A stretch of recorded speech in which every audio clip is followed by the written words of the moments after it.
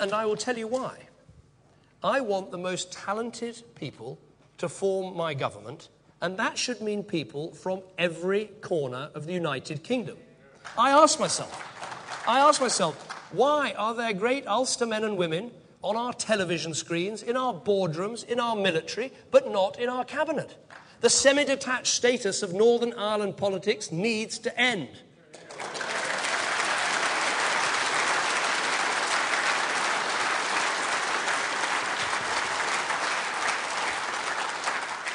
I want Northern Ireland to be brought back into the mainstream of British politics. Northern Ireland needs members of Parliament who have a real prospect of holding office as ministers in a Westminster government. That's what a new, dynamic political force of Conservatives and Unionists offers, a revival of real democracy across the United Kingdom. So a commitment to the Union, a belief in democracy. But these aren't the only reasons that I wanted to be here today. There's also my great respect for the Ulster Unionist Party. Today, Northern Ireland can look forward to a brighter future in which her best days lie ahead. Many people on all sides deserve credit for that. The Irish and American governments deserve our thanks for their contributions over many years. But let me pay a particular tribute to the Ulster Unionist Party, to Reg MP's leadership and to other leaders of the past. It is largely through your efforts that Northern Ireland's constitutional position is settled. The consent principle is paramount, enshrined in national and international law. Nationalists and Republicans now work with Unionists in a shared administration at Stormont.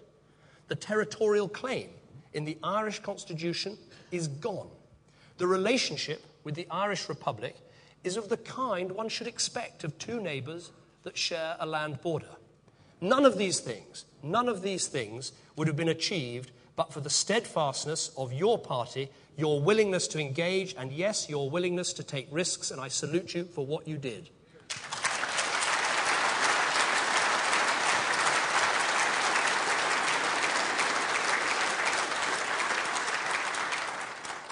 You have helped to bring about a situation in which life for most people in Northern Ireland is unrecognisable from what it was just a few years ago. That's why I'm here today, for the Union, for democracy, and for the Ulster Unionist Party. We now have the chance to forge ahead and build a new and better Northern Ireland, economically, socially, politically. This is our dream, but how do we get there? How do we combine to create a modern, moderate, centre-right force that promotes the United Kingdom? The links between our two parties are long and intimate.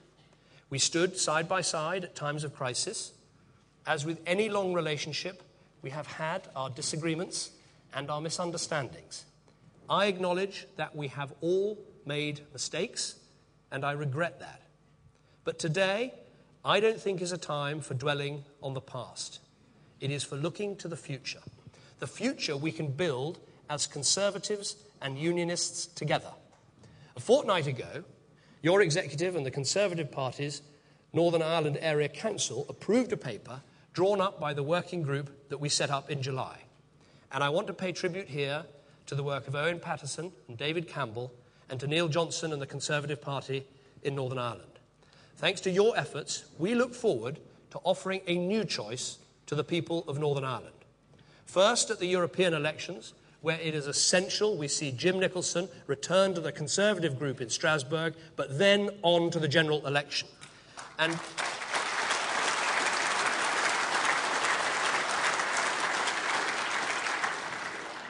And one of the things we will be able to say that no other party will be able to say is we will be the only party contesting every seat in every part of the United Kingdom on one joint manifesto.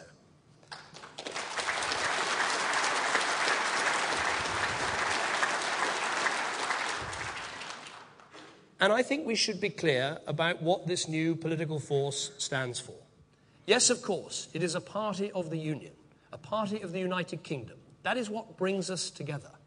But this is also a strong centre-right force for modern conservatism that people can vote for in every part of our United Kingdom. A party that believes in enterprise, because we know it's people that create jobs, not government. A party that is passionately committed to improving our National Health Service and our education system because we want to live in a civilized society that cares for the sick and nurtures the young. A party that supports the family because we know that loving parents are the best welfare state there is. A party that says, yes, there is such a thing as society, it's just not the same thing as the state. A party that believes in progressive ends and social justice, but understands that conservative means are the best way of achieving them. A party that celebrates Britain for what it has been, for what it is today, and for what it can be in the future. And a party that will not duck the long-term challenges we face, whether it's climate change, fixing our broken society, or repairing the economic mess that Gordon Brown has created through his debt-fueled recklessness. A modern, outward-looking, inclusive, compassionate and unionist party for the 21st century.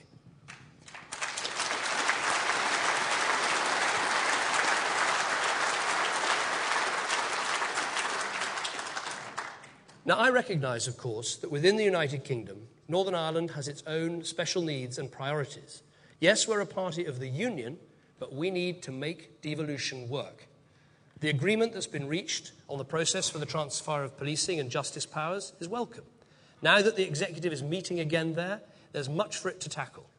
In all the areas that are devolved to Stormont, such as health and education, Ulster Unionists will continue to deliver better services for local people depending on local priorities. There is no question of me seeking to impose ideas from London. That is not the way I work. It's not the way we do things in Scotland or Wales either.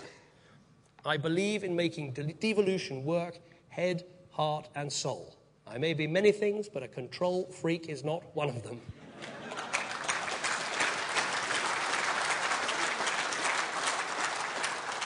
But I do believe we can learn from each other.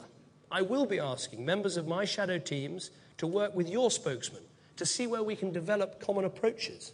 Because let's face it, many of the social problems we see here are the same as in other parts of the United Kingdom. Only this week, Ian Duncan-Smith was visiting some of the most deprived parts of Belfast. So let's work together as Conservatives and Unionists. But there are some things that only Westminster has the power to do. For example, keeping taxes as low as possible by getting irresponsible government borrowing under control, providing real help for businesses through this recession, such as VAT holidays to help small businesses with their cash flow, cutting the small companies' rate of tax to 20% and the main rate to 25%, reducing employers' national insurance rates by 1% for the smallest firms, and a tax break for job scheme to reward companies that take on new staff. The real help for real businesses during a time of real need, not the borrow now, tax later approach of Gordon Brown. And one more thing. A Conservative government led by me will look at those issues, such as the shared land border with the Irish Republic, that affect inward investment and Northern Ireland's economic competitiveness. I know how much this matters. Now, Northern Ireland has made great strides forward over the past 15 years. The paramilitary campaigns have ended. New investment has come in. Devolution has been restored. For the first time in over a generation, we can all look forward to a shared future underpinned by democracy and the rule of law. As Prime Minister, I will always honour Britain's international obligations. I will continue to work closely and constructively with our nearest neighbours in the Republic of Ireland, and I will always uphold the democratic wishes of people here in respect of their constitutional future. But I will never be neutral when it comes to expressing my support for the Union.